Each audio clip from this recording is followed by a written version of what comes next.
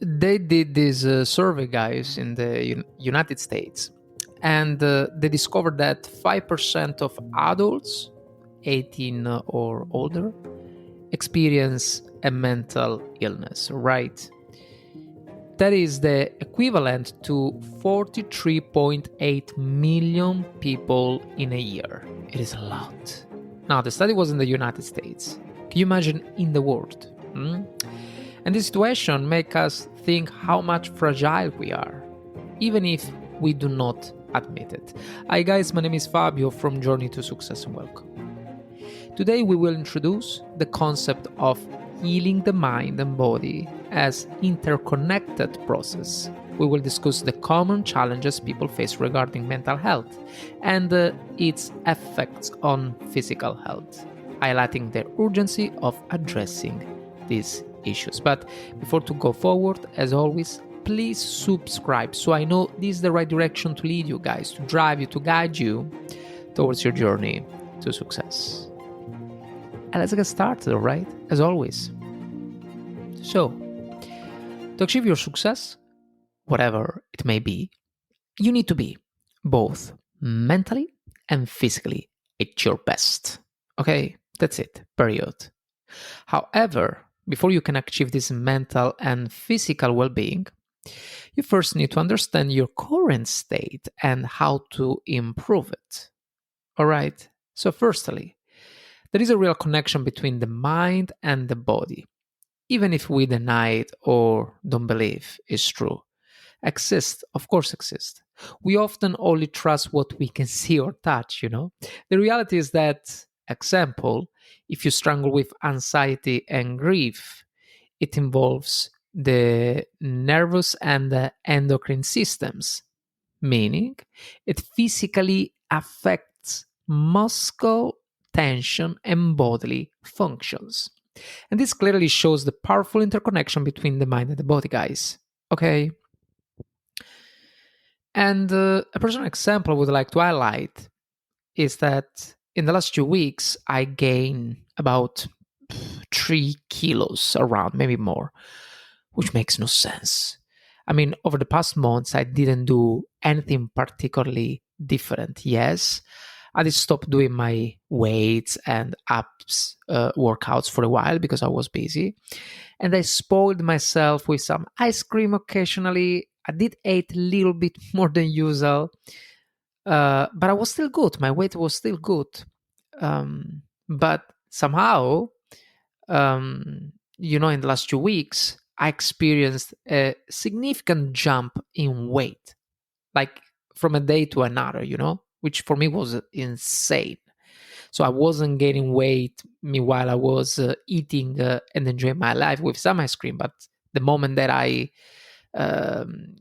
decided to be a little bit more busy with my stuff, then somehow I don't know, I I saw this weird increase of my weight. It was absurd, was absurd, especially considering my weight was fine just 3 weeks ago. So what could be the reason for this change? Well, my stress levels have grown. I still feel like I have it under control, but I did not expect this increase of fat, I have to be honest. It's a type of stress that helps me focus on my job and podcast anyway. So it is not the first time I experienced this. But it looks like it can be activated when I take more tasks in my life, keeping me focused on the track, Let's say a lot has changed in the last 2 weeks. I'm finally in a proper conversation with my podcast community because the podcast is growing. And of course, also the people around me are more in contact with me.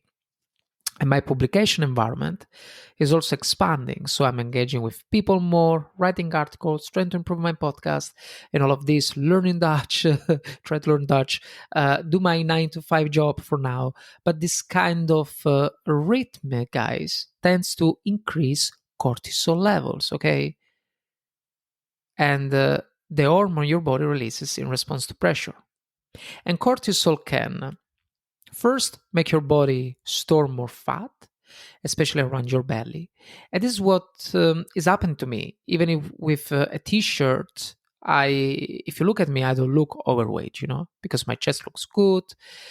Because anyway, I did quite good sport in the last months. I would say kind of, healthier. My abs are, let's say I'm proud of it. But my body from the stomach down is a disaster. It looks like I have a swimming ring, around me. It's very, very ugly. And what else? The second point, affect insulin levels. So the cortisol can affect the insulin levels, leading to increased fat retention, of course. And number three, cortisol can cause water retention, which can make you feel heavier. This was also my luck. This is my luck because I don't know what is your relationship with water, but in my case, I really have to count the glass. The glasses of water in my case, because otherwise I don't drink so much. Plus, if we consider that in the last 2 weeks I was let's say stressed, but more like it, as I said, it's a stress that I can still control, that keep me awake, but still we're talking about a small stress, and plus I don't drink so much water, plus I stopped the running. Well, now I'm starting again, and of course then I can see also this increase. But as I said, a cortisol level evidently was very high in my case because, I did expect 3 kilos from a day to another, basically. I was very surprised. As I was saying, I also started to running last week, and I've been more careful about my diet. But for now, it doesn't seem to be working well. It didn't seem to work until, let's say, a couple of days ago, but actually now I see some improvement. And but it's funny because I was thinner when I used to play video games regularly on the couch a couple of months ago. Of course I'll be back, I'm not worried. It is just annoyed since in a while it's beach time, but it is what it is. More importantly, what is the point here? This shows that the mind and the body are more connected than you might think, okay? Now, let's talk about the 5 greatest challenges in dealing with mental health issues. First of all, we have a stigma. If you have a mental issues, a mental condition, and anything that can impact your mind, all right? So I'm not even talking about something only big. When I talk about mental issue, I'm talking about your mental health environment, right? For example, in my case, I have a big migraña, but we're gonna talk about that in a while. Anyway, if you have a mental condition, let's call it a mental condition, even if it looks big, but it's not what I meant. It's not what I mean. I mean more the mental health environment, all right? Your mental condition in a healthy way. But anyway, let's say that makes it difficult to achieve your dreams or your goals. It's natural to feel the need to hide from others, right? Because there is this stigma that we want to be perfect and that we don't have problems. The truth is that the more you talk about your feelings, the better you will feel. And when you feel better, you are more willing to focus on other things, like, as I said before, achieving your goals. All right. Then we have the second one is the access to resources. It is so difficult to find the right resources for managing any kind of mental issue. Dealing with physical problems is already challenging these days, and it often feels like doctors have gotten their degrees with the help of ChatGPT. So, especially here in the Netherlands. Anyway, so imagine how complicated it can be when it comes to mental conditions that prevent you from reaching your goals. Okay, you really need to do your research in this case. It could involve insurance, a proper doctor, or herbal treatments, or support groups. It depends, of course, your which kind of mental issue you have right now. You have to find the strength to make your research, of course, actually to make your research a priority. And let me give you another example. As I will say to you before, I've suffered from migraine since I was a child. It is funny because I used to think that, having a weekly headache or sometimes an intense daily headache, especially during my bad days, was normal. But my fiance pointed out that it's not normal at all. And in the last months, my work has been very intense between podcasting and everything else. And it really affected my ability to stay healthy, my ability to record. I had intense migraine. Even I deliver my weekly episode at the end, it was becoming really challenging. I'm not a big fan of medication. And I was getting tired of taking paracetamol and ibuprofen, and especially scare. So I found a good herbal cure from iherb.com. I don't know if you know the website, called Migrais. And it has made such a difference for me. Of course, it's not miraculous. I mean, if you are really stressed or exhausted, you can still get headaches, But the improvement has been huge. So if you are dealing with a mental issue or physical issue that leads to mental discomfort, please make your research a priority. Okay. Number 3, we're talking about inertia. So inertia is the tendency. Okay, just in case you got loose, guys, I'm talking about the 5 greatest challenges in dealing with mental health issues, right? Since every topic can be quite big. So inertia is the tendency to continue with your life as if nothing happened. Okay, even when you know you should take action. Here is another example. A few months ago, I'm not even sure how many months, which is already bad if I don't remember. Anyway, it was before my vacation in Cabo Verde in March. Very, very, very bad. So anyway, I experienced a problem with my knees after carrying some weights on the stairs. And now I hear a clicking sound in both knees, especially in the left one. Also now, is it? No, now looks like it's okay. Especially when I do bicycling and stairs, they knock. The sound is weird. And I don't feel any pain, but it's weird. I don't like it.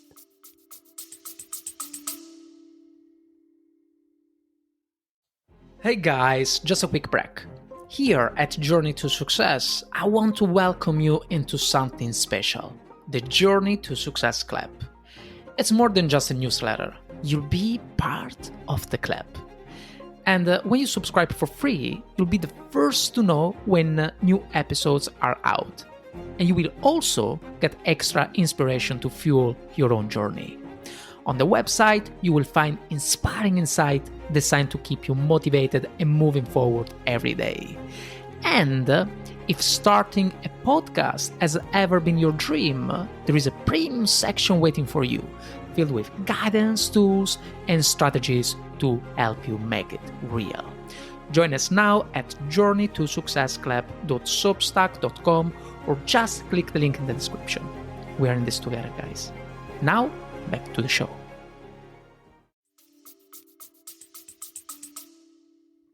But I didn't take any physiotherapy session, and this is very, very bad. And I worry that this could lead to some issue in the future, which may also impact my mental well-being, and which also, of course, is going to impact the way I deliver my job here with my episodes, right? So people don't often talk about this, but I want to highlight that physical conditions not only can affect your mental health, but it can also affect your overall being, all right? And also, if someone is not mentally strong, it can result in negative feedback on their body, potentially leading to self harm. So it can be a disaster. It can create a brutal cycle that aggravates over time, you know? So what starts with a simple inertia can turn into a painful cycle that's very difficult to go out.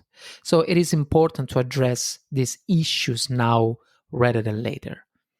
And this should be an advice also in my case, because I really need to call with the doctor and make them advise some physiotherapists for me. Number 4, lack of knowledge. How many times have I found myself try to understand things about my overall being, but I don't know how or whom to talk for the right information? How many times? A lot of times. A lot of times, well, a lot of times in the past, more and more or less in the present. I have to say, guys, we are fortunate to live in an era rich with technology. We have internet. We are surrounded by people who have the right resources, and we can see these people on YouTube. Also Instagram. It's not that I really like Instagram, but yeah, if you train the algorithm in a good way, you can see good things as well. And we can even get help from AI. And while I don't rely entirely on AI, I find useful, especially when I use Grammarly to assist me with my writing for my podcast. AI has become an important part of my life, helping me share my message more correctly to you, since it's included in Grammarly as well. And however, what is the point here? I can make mistakes, and when it comes to discussions about mental health conditions, it's crucial not to rely solely on a learning machine. Trust me, you don't want to depend solely on AI in these situations, okay? However, it can serve as a good starting point to search the right people for you, okay? So the point is, we have these tools. We have so many good tools available to us right now, so let's use them. And number 5, get help for your mental health. This kind of connect to number 4. I mean, with the right resources, support, education, it is more than possible in this era. Now, let's talk about the strategies and the practices that can help heal the mind, such as therapy, mindfulness, and nutrition. First one, therapy. We talk already about it, right? And of course, I'm not an expert, and especially when we talk about therapy, we always have to be careful. So I'm gonna be short in this case. The importance of choosing the right support and or finding the right doctor must be something on the top for sure. And if you're not sure about who can guide you, a good starting point can be AI, Google, internet in general. And however, it's important to remember that these sources can make mistakes. So we shouldn't rely on them entirely. But at the same time, as I said, they can be a good starting point, all right, to look for the right people. And second, we have mindfulness meditation. So mindfulness meditation involves paying attention to the present moment without judgment, okay? Using techniques like breathing exercise and guided image to reduce stress. And what are the benefits? The benefits are that meditation can help relieve various issues such as stress, anxiety, pain, depression, insomnia, high blood pressure, and it can also improve your focus, sleep quality, the diabetes control. So engage in mindfulness daily for 5 minutes, even only focus on your breath. You can use apps like Fitbit or videos to help guide you to relax and embrace the present. So only, to be focused on your breath for 5 minutes, it is gonna be like very powerful for you. About the nutrition, this is very nice. When I studied the episode and a few articles mentioned the nutrition, I was like, yeah, makes sense. So there is a two-way connection between nutrition and mental well-being. So our diet impacts our mental health, while our mental health influences our eating habits and food quality.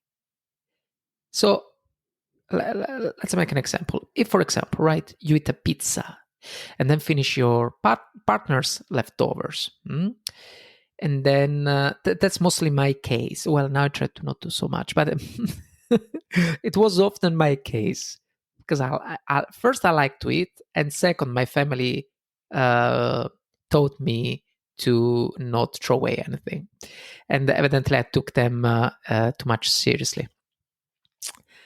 Anyway, I would say, you eat your pizza, you eat you finish your partner's leftover, and then you are going to eat also an ice cream because, yeah, why not? All while complaining about gaining weight. Huh? This behavior, of course, can affect you in a negative way. On the other hand, if you're very thin and believe you have gained weight, when the reality is that you actually have a serious problem to eat, so your body might reject everything you consume because it thinks, so the body thinks, like, okay, body and thinks it's not really a proper grammar structure or logical even, but let's say in this way. So your body thinks you don't need extra calories, even when you actually do need a proper nutrition, all right? So it is crucial to eat a healthy and balanced diet, guys. That's the core of this part. And the Mediterranean diet is one of the best options as well. So my diet, and this diet emphasizes fruits, vegetable, fish, whole grains, and healthy fats like olive oil, nuts, and seeds. So it's very powerful. A study was conducted involving participants, guys, with significant depressive disorder, all right? And the group dealing with this study has been provided with nutritional consulting and assistance with meal planning to stick to the Mediterranean diet. And the results indicated that this group experienced significant improvements in their depressive symptoms. So it is something also proved scientifically, and I find very, very fascinating. While the Mediterranean diet is beneficial, we have other cuisines, of course, like Japanese food, sushi, ramen, and today we order a poke bowl. So in 1 hour or some, we're gonna eat some poke bowl. It can also be enjoyable and useful for your mental being. In their cuisine, there is the omega-3 everywhere, so it's very good. It is an essential fat that our body can't produce, and they play a crucial role in mental function, mood stability, and memory retention. But let's say that you find yourself busy and unsure of what to eat or how to cook. You can also consider ordering from meal kit services like HelloFresh. I know that maybe it sounds an advice maybe too much out from the box, but I try HelloFresh for like maybe 7 or 8 months or something, and I tell you, it has been always packaged in the most nutritious way. I mean, we live in an era where many options are available to help you eat well, and in my opinion, you should use it. Of course, these are my top 3s, yeah. And I'm sure that you can find something else for your diet. But what is the main message here? The main message is that to succeed in life, so to reach your dreams, you must prioritize both mental and physical health, guys, because they are deeply interconnected and influence each other more than we realize. I want to hear from you. What insight from today's episode resonated with you the most, guys? How will you start taking care of your mental and physical health as part of your journey? Let me know in the comments, And if this episode brought you value, share it with someone who needs to hear it, okay? I love it when you subscribe, you know that, but I love it more if you share. Of course, if you do both, it would be great. But share it, okay? That's very, very important for me. Anyway, your support not only helps me, it could make real difference in someone else's life. For real. Remember, your mind and body are on the same team, guys. Take care of both, keep showing up, and trust the process. Thanks for being part of the journey to success, and see you in the next episode. Cheers.